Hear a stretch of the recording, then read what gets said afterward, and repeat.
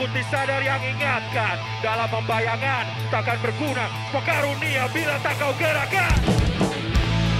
Kripik itu terbentuk di tahun 97 ya, jadi awalnya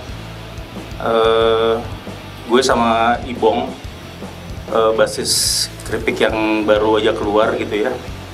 Terus sama Dadi Superglad, kita dulu teman nongkrong bareng, terus akhirnya coba bikin band karena di kampus kita waktu itu cukup banyak band anak-anak yang memang suka main musik gitu ya. Terus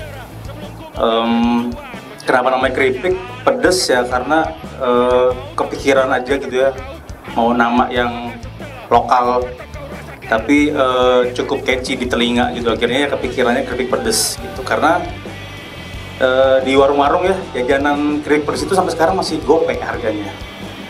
Jadi itulah kenapa akhirnya keluar nama Kripik pedes. Tapi akhirnya beberapa tahun kemudian nama Kripik pedes itu kita tambahkan unsur 2U ya, Paudaus ya. Jadi dulu kalau bercandaan kita, karena ada 2U, kalau mau dapat uang ya harus usaha gitu ya. Awalnya belum terpikir untuk kita mainin rap rock ya.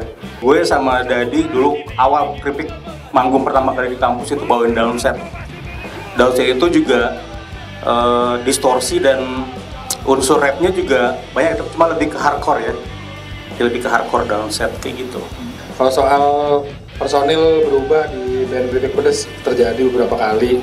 Jadi yang pertama dulu kita vokalnya ada bertiga gitu. Kita sama Wawan waktu itu. Setelah itu pas mau rekaman kita tinggal berdua, tinggal gue sama Fandi.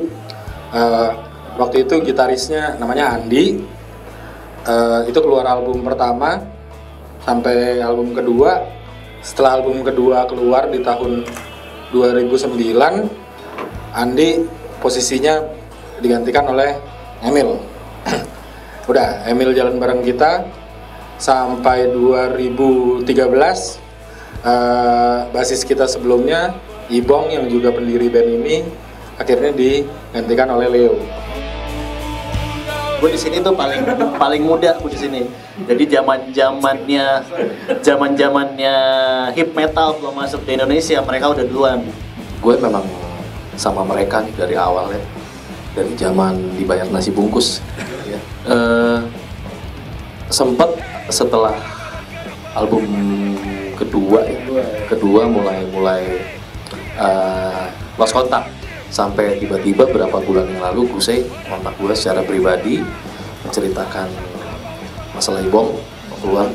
Terus waktu itu gue juga masih mikir-mikir gitu, bisa nggak ya gitu.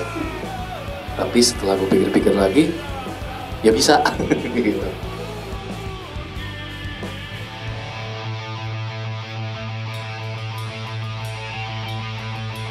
Lepas landas, terbang tinggi ku tinggalkan, ikuti sadar yang ingatkan. Dalam pembayangan takkan berguna, karunia bila tak kau gerakan.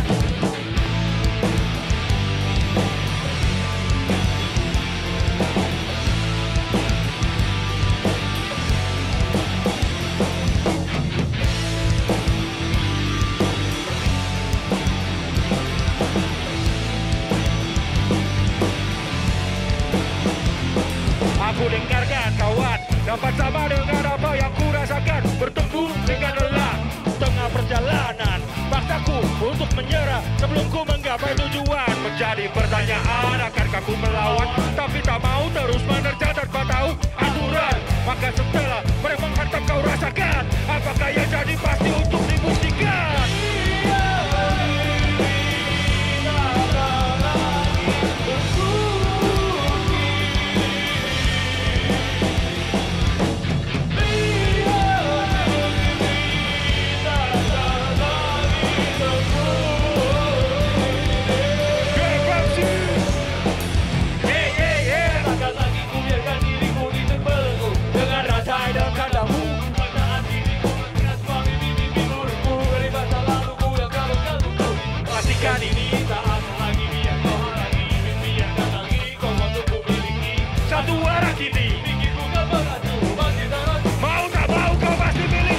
gue pribadi, gue keseharian gue ngajar gitu di kampus.